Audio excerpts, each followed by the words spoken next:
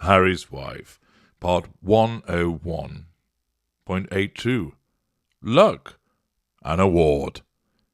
Oh yes, Harry's wife is in line to receive an award, and it's only right, and it's only fair, that because she's getting an award, we should ensure an appropriate fanfare for it.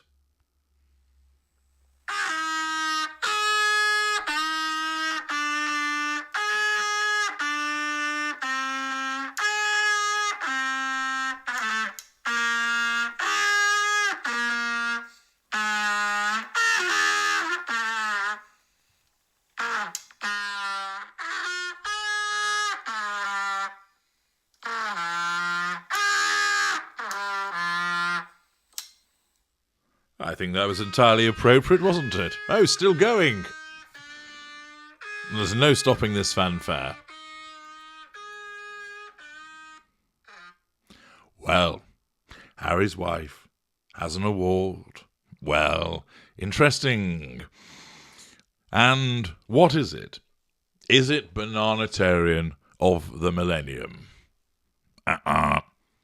Is it an award from United Paint Production of the United States of America, awarding her a beige gong for services towards industrial beigeness?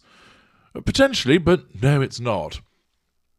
Perhaps it's an award for the most amount of bollocks spoken in an address in Manchester at Bridgewater Hall. No, it's not that either. Then it can only be from the Guild of Fashion for services to the fashion industry. No, it's not even that. My goodness me, what could it be? Well, the US Sun tells us, in an article by Jack Hardwick, Meghan, Harry's wife, is being lined up for an honorary GQ Men of the Year award. Hang on a second. Men of the Year award? But apparently she's a lady. How can she be receiving a Men of the Year award? An honorary one. What is this for? Services to men? Do they know something that we don't know, which revolves around the servicing of men in a nautical environment, perhaps? Interesting. Perhaps this is a consequence of services to men in keeping ginger bollocks on a tight leash. Or maybe as a consequence of services to men to make them feel thankful, as their wives and girlfriends and partners point out, see what you could have ended up with if you hadn't chosen me. Well, there's only one way we're going to find out, and that's to dive into the article. Harry's wife is being lined up to receive an honorary award at the 2022 GQ Men of the Year Awards. This year's ceremony will be held at the Tate Modern in London on November the 16th, with Harry's wife expected to attend in person. So we have a future event being foreshadowed already, being told that she's going to turn up at something. Not enough that she turns up and have it reported on whilst she's there. We have to be told about it in future. And of course, this is as a consequence of the PR agency getting this out there to get as much publicity as possible to assert control and draw fuel. The Swanky Showbiz Bash is one of the most exclusive events in the United Kingdom calendar. Well, it might have been once upon a time, with David and Victoria Beckham regulars and the likes of Madonna, Dua Lipa and designers to the star Donatella Versace, all attending in previous years. Note, previous. Insiders said Harry's wife, 41, was going to be celebrated for her charity work. What charity work is this? Using other people's money to make her look good? Turning up with boxes of twisted vegetables to nonplussed children? Reading from her own publication to a set of bored, impoverished children whilst sitting before them wearing tens of $1,000s worth of couture and jewellery? Is it those services to charity perhaps they're talking about? Maybe it's a long-awaited award as a consequence of writing in Sharpies on bananas, imploring sex workers by telling them that they are loved. Maybe it's that. Could it be also that she has been leveraging off Procter & Gamble's provision of nappies and washing machines or whatever it was to make her look good? Or perhaps it's services to charity and demonstrating a very good way to make a living for yourself as appearing to be involved in charities. As only Daniela Elsa was explaining to us in Parts Passim of part 101.73, her biggest mistake, she talks, but she doesn't do the walk. She sets out all of these ideas, many of which are linked to charity, and then doesn't deliver. Perhaps it services to charity for turning up like a ghoul to the Memorial Uvalde and making leverage out of this.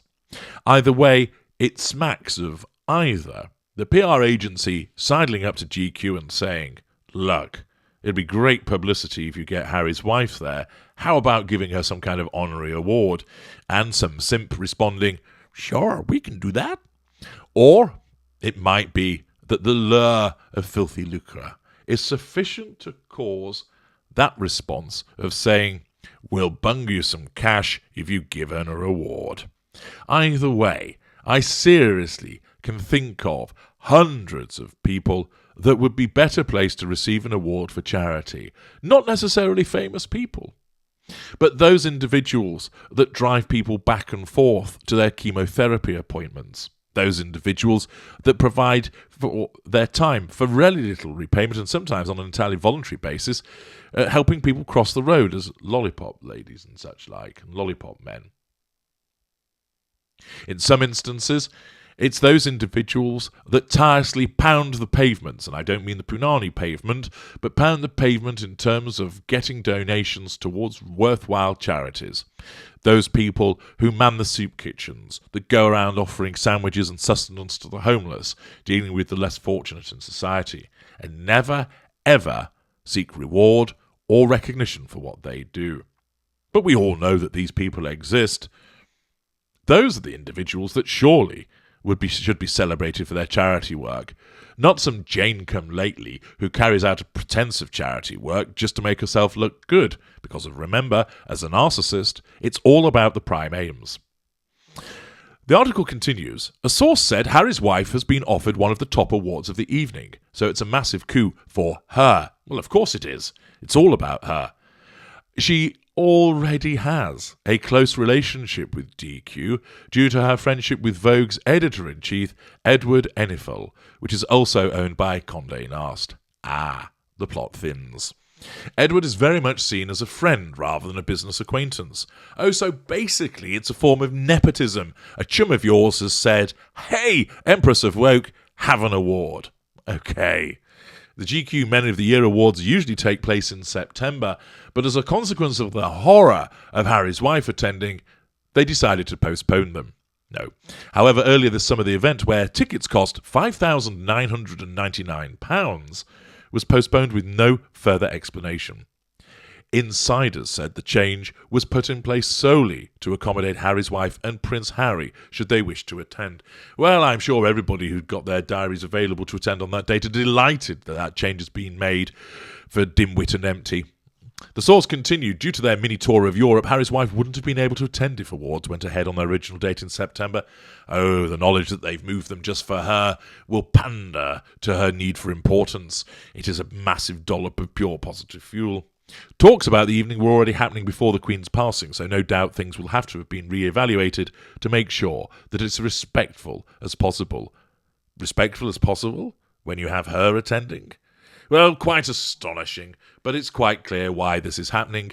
It's quite simply her mate has decided to invite her along and award her with an award. And then it has to be talked about so that she's able to triangulate everybody in advance for the purpose of assertion of control and drawing of fuel, and then, of course, report on it at a later juncture. No doubt you probably feel a little bit soiled after listening to this, so I'd recommend that you turn on the taps, fill up the bathtub, stick a bath bomb in there, or maybe some delicious scented bath salts or bath gel, and you get in. Allow the steam to embrace you. Feel the warmth through your weary limbs and loins, and embrace the heat before scrubbing yourself vigorously back into a sensation of cleanliness. I'm H.G. Tudor. Thank you for listening.